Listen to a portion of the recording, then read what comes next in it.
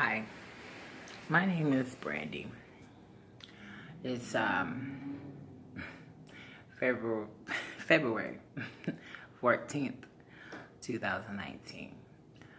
I'm gonna start my story because I got out. A lot of people say it's not domestic violence. I'm kind of mentally still going through it. I don't even know where to start. I know it's not exactly the lighting, the place I want to be, but I was listening to these ladies' stories and got inspired to talk to someone, and I decided to just start my own channel. You think you're strong sometimes, and you fall into things, and you can't really get out. And I come from a very strong family, as I know all these women surely does. You have these men that break you down. I still have this guy that's on me, so I want to kind of start recording because I still have a bad feeling. And I still feel like he's going to be after me. He's not done yet, but I'm not giving up. And I'm not going to be a statistic. Derek Hutchinson, which goes by Ben, in St. Paul, Minnesota. He calls himself the Stain Gang.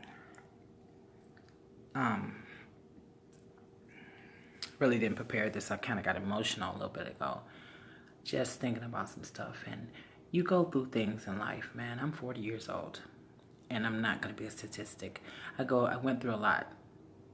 And when you go back to, you have people in your family that love you, and I love my family, and I thank you for even putting up with my decisions. But you do need help. And my mom, and I appreciate you. You know, you go through stuff, but sometimes you get fed up with people. So let me just say this is going to be a short story for right now. This is my first one. I mean, it's come from the physical, through the drugs, through mental abuse. You know, when you got both mental and physical abuse, it's and then you have a controlling, a schizophrenic man, someone who drove you in, who was your friend, who you trusted. And I'm 7 years his senior. I'm not afraid anymore, physically, because I'm like my mom said, I learned how to play grit ball, but he's not done yet. I just got a call from him yesterday. Didn't answer the phone. So it's kind of like dwindling off. I've changed my routine. I'm in the process of it.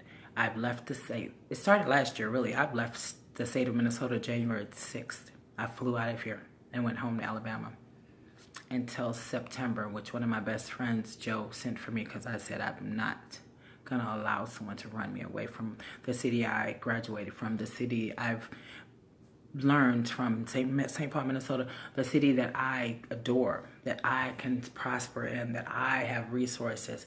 I'm not going to allow that. I can't. He's not going to do that anymore to me, run my life, because he's not happy with himself. So I'm going to start with that because I work in the morning. I'm back to my regular job, no drugs in my life. I have a great friend who actually picks me up, and I'm only 4 blocks away from my job. Picks me up from work and takes me because of the situation. And no one really kind of knows that in my family. I'm not afraid, but I'm trying to be real cautious. It's very snowy outside, and you don't know who's under this mask. It's a touching situation. It's kind of a touch and go thing. So I'm gonna kind of leave it at that tonight. I'm gonna get some rest, and I'm gonna go from there because it's a hell of a story, and I survived. So I don't know exactly what I'm going to call this, but I survived, and I'm happy. And I'm with a friend who's older and mature and someone who cares. It's not about being with a man. He is a man, but it's not about having that. It's about having that security. My family, Josh, my brother, Ale, my brother Josh, my mom. I mean, I have my sister, Shanika. I have people that care. I have people that really, they don't know all the detail. But when you put yourself in situations, sometimes you have to kind of realize you take your faults as well, but you kind of I got mentally messed up a lot, and I didn't realize it. I didn't see it. So I'm going to leave it at here. It's 5 minutes already, so I'm just going to leave that there, and we're going to start talking about recovery from domestic violence when you're right at the end of it and you still could get killed. That's how I feel. I've been having bad dreams lately. This man is taunting me. He's going to try to probably rob me because I get paid tomorrow. Things like that. So, here we go. This is take one. Let's see how we go. 2019. And if you see this and something, I'm going to say it now. If you see this and something occurs or something happens to me, I want the world to know.